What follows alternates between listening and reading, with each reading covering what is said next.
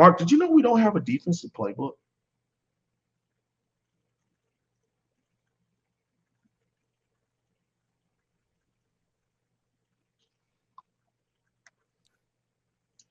Mark, we don't have a defensive playbook. Did you know we don't have people in the booth? There's nobody in the booth helping the OC and the DC? There's only offensive coaches in the booth. Did you know that, Mark? That's the kind of person we have leading this program. He thinks he's so that damn high and mighty. Oh, you got to line up and play Miami. Yeah, we're just going to line up and go off of statistics. Mark, they don't have a defensive coach in the booth.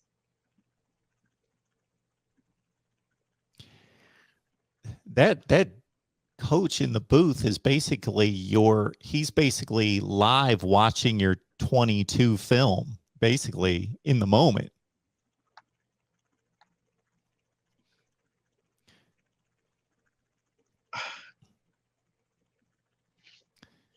It's Mark, and the reason why I know this stuff is we've had lots and lots of Miami Hurricanes legends come out of nowhere and do these interviews. Okay. And there was a Miami Hurricanes legend whose kid right now is being recruited by Miami.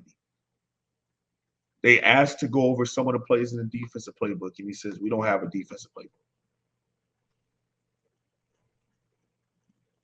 And he literally said that Miami only has offensive coaches in the booth, no defensive coaches in the booth.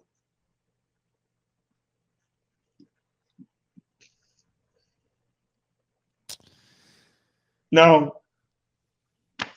people could take it and leave it. They say, Hosa, why are you taking that man's word? Why would he come up with some kind of lie like that? Just magically say this kind of lie. And it wasn't just on that show. It's been on multiple shows that he's been on and interviewed and he's spoken about. This is the kind of stuck-upness, Mark. We've even had a man who runs this program who believes that just because we have, so a young man is a parent, a child of someone who went here. Oh, they're coming to Miami. We don't have to really recruit them all. Let's recruit all the other guys because they're already set on Miami. We don't have to waste our time with them. Let's focus on the other people.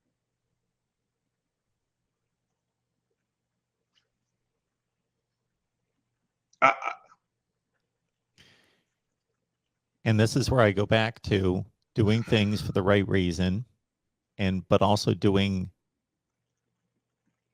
things for sound business reasons. The reason you continue to foster those relationships is because, number one, it's the right thing to do, and you should do it, and you should invest in their lives and in their careers while they're still in high school, because it's the right thing to do, because you're going to be a father figure to them going forward for the next 3, 4, 5 years. But you also do it for good business sense, that you understand that if they're quality players, they still have other programs coming after them. And if you're just going to take them for granted,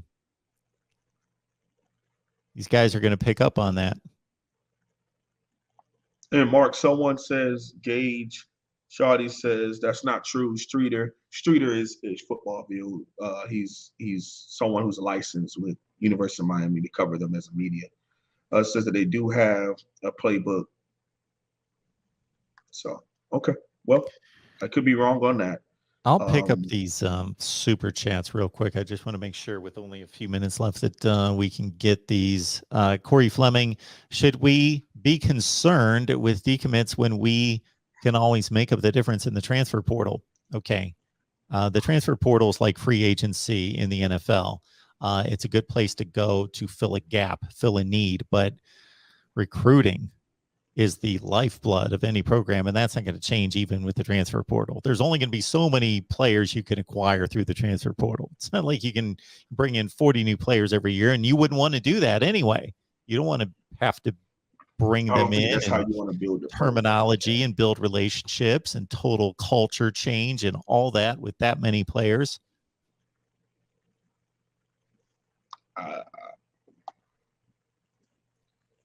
No, nothing's going to take the place of recruiting.